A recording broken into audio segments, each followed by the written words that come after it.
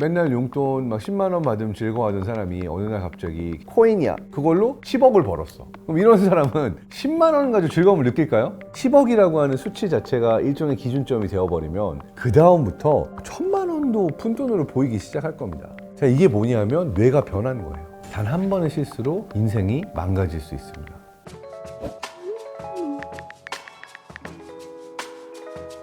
안녕하세요. 뇌과학 박사 장동선입니다. 오늘은요 좀 무거운 주제 갖고 왔어요. 자, 여러분 사는 거 솔직히 좀 재미없을 때가 많죠. 그냥 매일 하루하루 치이면서 너무 힘들다, 재밌는 거 없나, 삶에 갑자기 뭐 어떤 변화를 줄 수 있는 뭔가가 없을까, 이런 생각 진짜 많이 하실 것 같아요. 그런데 이러한 생각을 하고 있는 분들께 제가 늘 말씀드립니다. 새로운 경험을 하세요. 결혼하지 않아도 좋으니까 연애하시고요. 항상 먹던 음식만 먹지 말고 맛 없는 거 감수하더라도 새로운 음식도 먹어보고요. 너무 많이 먹었다 살이 찌면 빼도 되고요. 그리고 뛰고는 싶은데 나 못할 것 같아, 몸 만들면 뛸 거야. 아니에요, 그냥 뛰세요. 이렇게 내가 무기력하고 뭔가 재미가 없을 때 새로운 경험을 찾으라고 저는 늘 얘기를 하는 편입니다. 근데 오늘 하고 싶은 얘기는 좀 달라요. 새로운 거 하는 건 좋은데 돌이킬 수 없는 무언가는 하지 말자, 이 얘기를 하고 싶습니다. 이거는 새로운 경험을 잠깐 찾고 짜릿하게 와 재밌다로 끝나는 문제가 아니라 여기에 손을 대면 다시는 돌아올 수 없는 뇌가 되어버리는 되게 무서운 끔찍한 경험을 하게 되는 뭔가도 있습니다. 근데 이렇게 돌이킬 수 없는 무언가의 대표적인 게 바로 마약입니다. 100% 되돌이킬 수 없는 건 아니지 않아? 뭐 그거 해보고 나서도 다시 뭐 재활도 하고 돌아올 수 있는 거 아니야? 이렇게 얘기하는 사람들도 있죠. 어마어마한 고통과 노력이 필요하고 돌아오지 못하는 사람도 많습니다. 그래서 실제로 단 한 번만 손을 댔다가 다시 돌아올 수 없이 굉장히 끔찍한 결과로 끝난 예들이 존재해요. 그래서 다양한 경험을 추구하되 이것만은 돌이킬 수 없는 결과를 초래하니까 절대 손대지 마세요 라고 얘기하고 싶은 게 오늘의 주제입니다. 자, 왜 이 이야기를 할까요? 우리가 생각하는 것보다 상황이 심각하기 때문입니다. 원래 우리나라는 그렇게 마약류를 많이 사용하는 나라가 아니었어요. 미국이나 유럽이나 다른 나라들에 비해서 상대적으로 마약 청정지대였는데 최근에 젊은 층을 중심으로 마약류 사용이 급증하고 있습니다. 2015년 이후에 가파르게 증가해서 2022년도에 이미 2만 명을 돌파했더라고 하고요. 거의 100% 증가한 거예요. 같은 10년 동안 전 세계에서 마약류 사용이 증가한 비율은 대략 20% 정도입니다. 그러니까 무슨 얘기냐면 전 세계 평균보다 5배나 많이 마약 사용이 급증한 나라가 바로 우리나라라는 겁니다. 근데 실제로 통계에 잡히지 않은 수치까지도 추정을 해보면요, 훨씬 심각한 걸로 나옵니다. 2023년도 기준으로 식품의약품안전처에서 낸 자료를 보면 거의 31만 명에서 46만 명 수준으로 추정을 한다는 거예요. 왜 이렇게 마약류 오남용의 수치가 증가했을까요? 크게 보면 두 가지로 나눠서 볼 수가 있는데, 하나는 다크웹이나 SNS 등을 통해 가지고 마약류에 접근할 수 있는 방식들이 굉장히 다양화돼서 이런 수치가 늘어난 것으로 보입니다. 두 번째는요, 경각심이 낮아진 것을 꼽을 수가 있는데요. 다이어트 보조제라든지 아니면 ADHD 치료제 같은 종류의 의약품에 해당되는 물질들을 잘못된 방식으로 오남용하는 케이스들이 늘어난 것으로 보입니다. 그래서 오늘은 식품의약품안전처와 함께 마약이 우리의 뇌에 어떤 영향을 끼치는지, 어떻게 하면 마약 중독으로부터 빠져나올 수 있는지 뇌과학적으로 한번 알아보도록 하겠습니다. 마약류라고 법적으로 우리나라에서 정의되어 있는 카테고리는 3개로 나뉘어 있는데, 마약, 향정신성 의약품, 그리고 대마, 이 3개의 카테고리로 나뉘어 있습니다. 자, 여기서 우리가 꼭 알아야 되는 건 뭐냐면요, 평범한 사람이더라도 순식간에 중독자가 될 수 있다는 거예요. 그러니까 무슨 얘기냐면, 한번 굉장히 강력한 경험을 마약을 통해서 하고 나면 그 다음에는 돌아올 수 없는 강을 건넌 것처럼 다시는 마약을 하기 이전의 상태로 돌아갈 수 없다라는 게 무서운 거예요.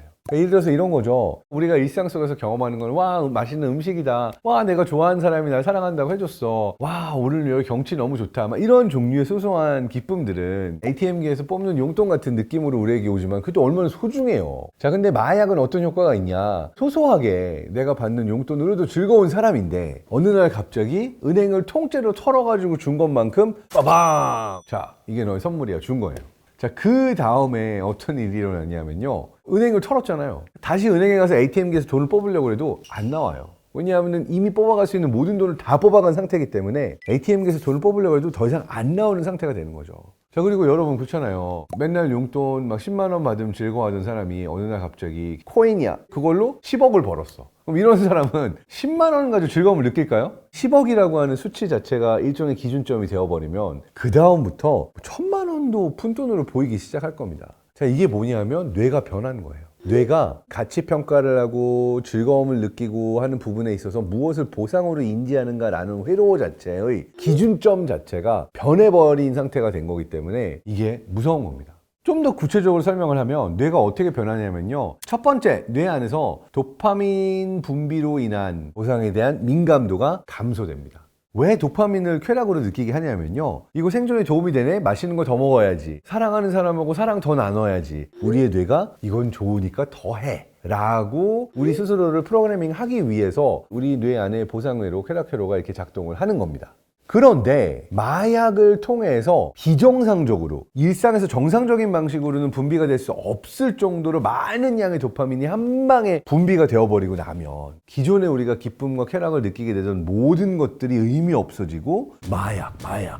이 마약 아니면은 삶의 의미가 없어. 삶의 가장 중요한 게 마약이야. 이러한 형태로 뇌가 재프로그래밍이 되어버리는 겁니다. 똑같이 자극을 받았을 때 같은 즐거움이 없다. 더 자극적이고 더 많은 자극이 와야지만 같은 종류의 즐거움을 느낄 수 있도록 뇌가 바뀌는 거죠.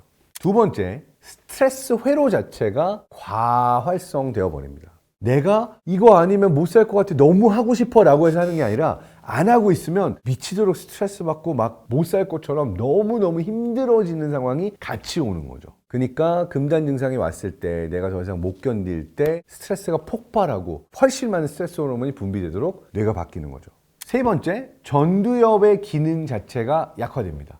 아무리 스트레스가 많아도 아무리 이 마약류에 대한 욕망이 올라와도 나의 의지로 컨트롤하고 억제하고 참을 수 있으면 좋겠죠. 근데 문제는 이 의지력이라고 하는 거, 참는 능력, 이 역시도 뇌에서 나오는 건데 뇌의 전두엽에서 이렇게 충동을 조절하고 통제를 할 수 있는 영역이 마약류를 통해서 동시에 변해버리는 거예요. 충동 조절 안 되고 감정 조절 안 되고 억제 안 되고 실행 안 되고 제어 안 되고 무엇보다도 위험 감지하는 능력 자체가 떨어져 버려요. 한 번 마약을 했어요. 이걸 통해서 너무너무 짜릿하고 기뻐서 에이 한 번만 더 하면 되겠지? 막 이런 변명이 막 올라올 거란 말이죠. 그러면서 너무너무 하고 싶어. 안 하면 스트레스 받아. 사실 정상적인 뇌를 가진 사람이라면 지금이라도 늦지 않았어. 절대로 하면 안 돼. 라고 위험을 감지하고 스스로를 제어할 수만 있어도 너무 좋겠죠. 근데 문제는 이 전두엽의 위험 감지 능력, 통제 능력, 제어 능력, 충동 조절 능력, 감정 제어 능력이 떨어져 버린다는 것. 그것 자체가 저하되어 버리니까 참을 필요가 없다라고 생각하는 뇌로 바뀌게 되어 버린다는 거죠.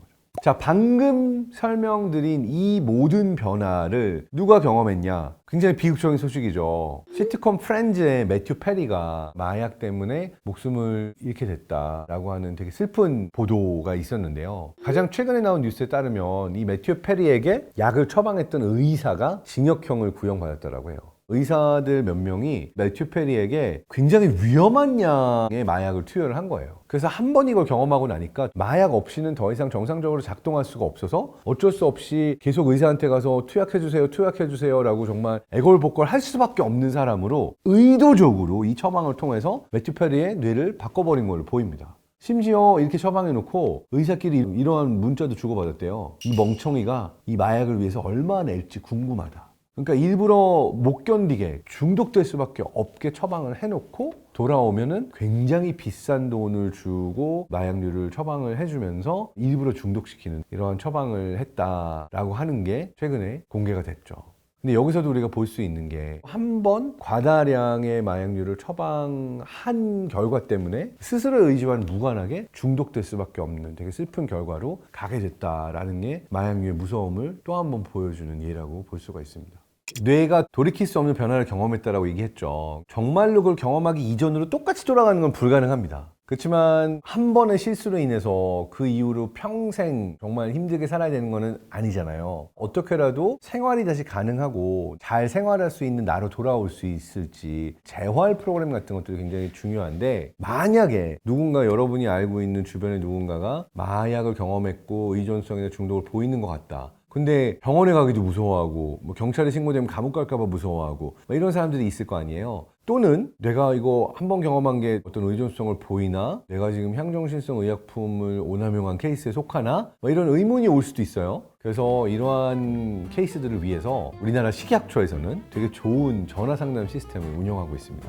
일상의 24시간 동안 사이사이에 언제든 도움이 되겠다라고 하는 의미로 1342 번호로 전화를 하면 용기 한 걸음 센터라고 그래서 전문가와 상담을 통해서 내가 어느 정도의 상태인지 그리고 어디 가서 체크를 받아볼 수 있는지 이러한 도움을 상세하게 받을 수가 있습니다. 무엇보다도 익명 상담이 가능하기 때문에 뭐 전화 추적이 되거나 내가 누군지 알리지 않고도 내 상태에 대한 상세한 상담을 받을 수가 있고요. 그래서 이제 내가 알았다. 나 치료 받아야 될 것 같다. 그리고 무엇보다 재활해야 될 것 같다. 이러면 무조건 어느 병원 응급실 간다고 이게 치료가 되는 게 아니잖아요. 그래서 이럴 때는 또 식약처에서 운영하고 있는 함께 한 걸음 센터에 가시면 내 상태를 체크하고 어떤 도움이 필요한지 정확하게 알 수 있는 검사도 받을 수가 있습니다.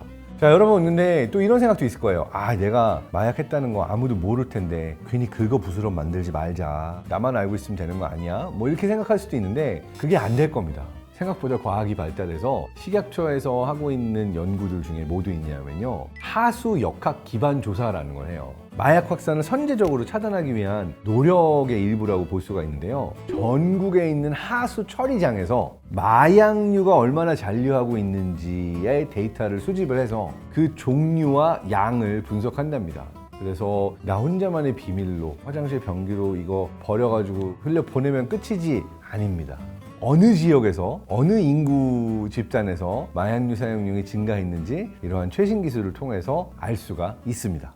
자, 오늘은 또 오랜만에 굉장히 심각한 주제를 다뤄봤어요. 저는 또 다른 측면에서 마약 문제를 좀 바라보고 싶기도 해요. 뇌과학자라면 누구나 알고 있을 유명한 실험이 있습니다. 다니엘 베게너의 쥐 실험인데요. 쥐 뇌에서 도파민이 분비되는 영역에다가 전극을 꽂아놓고 쥐가 레버를 당길 때마다 도파민이 분비되도록, 쾌락을 느끼도록 만드는 그러한 장치를 통해서 쥐를 중독되게 만드는 되게 유명한 오래된 실험입니다. 이 실험은 쥐가 먹지도 않고 자지도 않고 자멸할 때까지 레버를 누르는 장면을 보여주는 걸로 되게 유명해진 실험인데요. 사실 이 실험을 보고 나서 조금 의문을 가지고 다른 형태로 실험을 진행했던 캐나다의 한 학자가 있습니다. 브루스 알렉산더라고 하는 학자인데요. 이 학자는 이렇게 생각한 거예요. 쥐가 어차피 좁은 케이지에 갇혀있고 행복하지 않을 텐데 내가 유일하게 뭔가 행복감을 느낄 수 있는, 쾌락을 느낄 수 있는 장치가 레버를 누르는 거라면 그러면 레버 누르고 중독되는 게 아닐까. 그래서 실험을 다르게 해보면 어떨까 생각을 한 거예요. 그래서 쥐를 두 그룹으로 나눠서 한 그룹은 똑같이 혼자 케이지에 외롭게 갇혀가지고 레버 말고는 누를 게 없는 상황에서 중독을 시키고, 다른 쥐는 쥐가 좋아하는 모든 것들을 넣어놓은 거예요. 쥐가 좋아하는 친구들, 맛있는 먹이, 놀이기구까지 넣은 쥐들의 놀이동산처럼 만들어 놓고, 그리고 레버를 누르면 쾌락, 보상 시그널이 오도록 만든 거죠.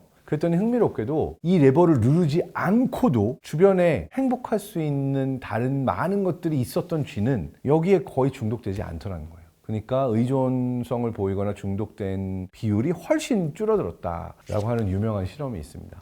이거는 실제로 코카인 중독자들을 대상으로 프랑스, 캐나다의 실험팀도 비슷하게 중독자들을 모아놓은 수용소를 아름답게 뭐 예술도 경험할 수 있고 교육도 할 수 있고 뭐 이런 시설로 바꿔놨더니 다시 마약으로 돌아가는 사람의 비율이 줄어들었다라고 하는 형태를 보여준 연구도 있거든요.